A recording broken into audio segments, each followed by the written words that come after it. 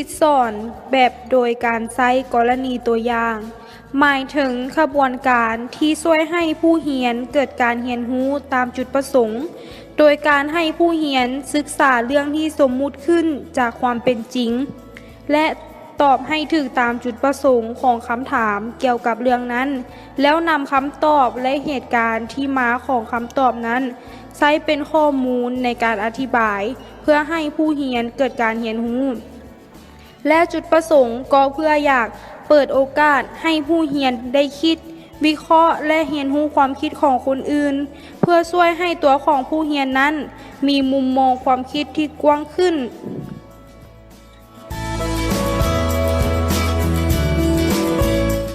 กรณีตัวอย่างส่วนหลายมักเป็นปัญหาที่ขัดแย้ง ซึ่งผู้สอนอาจใช้วิธีการตั้งประเด็นคำถามที่ท้าทายให้ผู้เรียนคิดก็ได้ ใช้เรื่องจริงหรือเรื่องจากหนังสือพิมพ์ รวมถึงสื่อการเรียนรู้ต่างๆ ซึ่งผู้สอน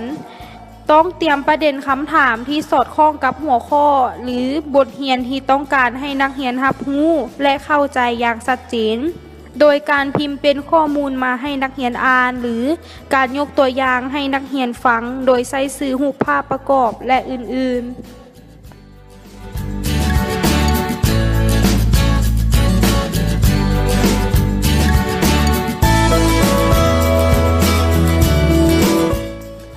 ขั้นตอนนี้ผู้สอนควรแบ่งเป็นกลุ่มย่อยๆในการศึกษากรณีตัวอย่างบ่ควรให้ผู้เรียนตอบคำถามทันที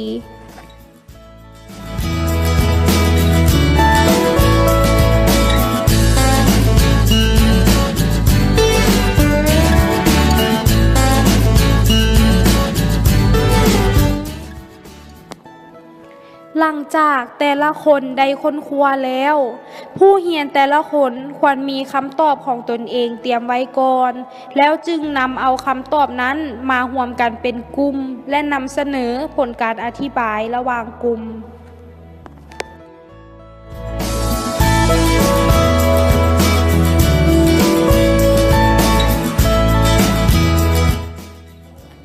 ขั้นตอนนี้เป็นการนำเสนอผลการอธิบายระหว่างกลุ่ม คำถามสำหรับการอธิบายนี้บ่มีคำตอบที่ถูกหรือผิดอย่างชัดเจน แต่ต้องการให้ผู้เรียนเห็นคำตอบและเหตุผลหลายอย่างเฮ็ดให้ผู้เรียนมีมุมมองที่กว้างขึ้น ช่วยให้การตัดสินใจมีความรอบคอบขึ้น และการอธิบายนั้นควรสวมใส่เหตุผลหรือที่มาของความคิดที่ผู้เรียนใช้ในการแก้ไขปัญหาเป็นต้น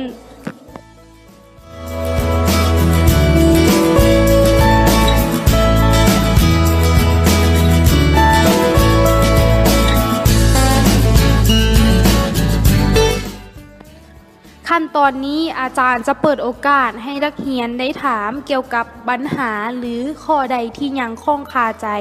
แล้วอาจารย์ก็จะชี้แจงคำตอบที่ถูกต้องให้นักเรียน